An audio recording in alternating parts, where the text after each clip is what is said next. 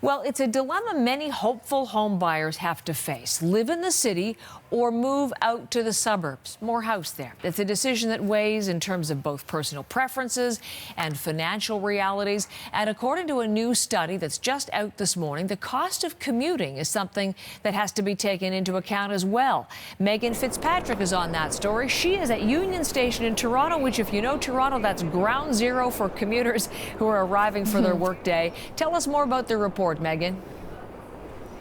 Yeah, and it is a busy morning here, as usual, Heather, with many commuters pouring off of the trains that come in here and people working in the downtown core on their way to work. This story came out, the study came out from the Canada Mortgage and Housing Corporation, and it's looking at a phenomenon called drive until you qualify for a mortgage. So for people that work in the city of Toronto but have sought housing outside of Toronto and the municipalities around it, where housing is, of course, much more affordable. And it was looking at the trade-off, though, of those savings on housing costs outside of the city and the cost of commuting in and out of the city of Toronto. And it found in many cases those savings are offset by the cost of commuting, particularly by car in and out of Toronto.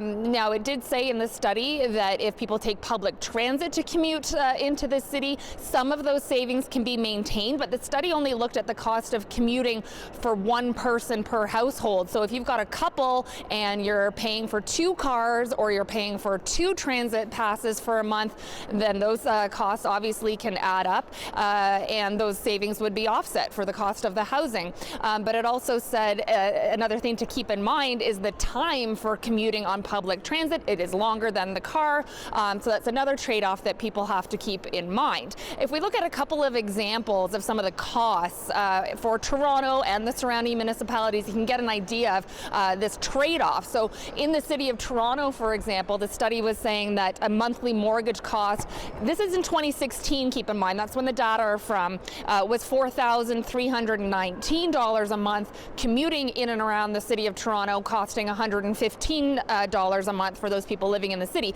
You go a bit further out to somewhere like Pickering, for example, a mortgage is going to cost $3,422, but your commuting cost starts to go up to about $346 per month. Go even further east to somewhere like Clarington, Heather, and your mortgage cost goes down to about $2,412, but the commuting cost up to a whopping $880 per month. So this study really just sort of painting the picture of, yes, the further away you get from Toronto, the more affordable a mortgage might be, but then those costs of commuting start to add up.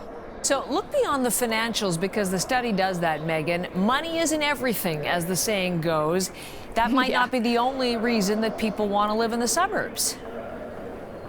Yeah, I mean, it does note in the study that the cost isn't the only thing. Some people choose to live outside of the city for lifestyle reasons. They don't like the city lifestyle. They want more space. They want more peace and quiet, perhaps, or perhaps there's family considerations. I just talked to a man a few minutes ago as he passed by who told me that he commutes in from the city of Cambridge.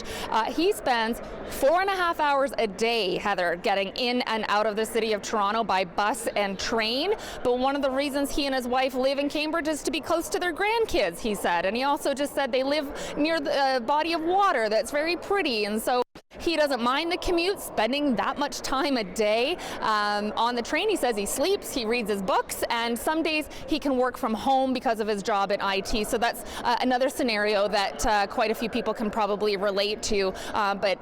So it is sort of a lifestyle choice for some people to live outside of Toronto, and the study does note that.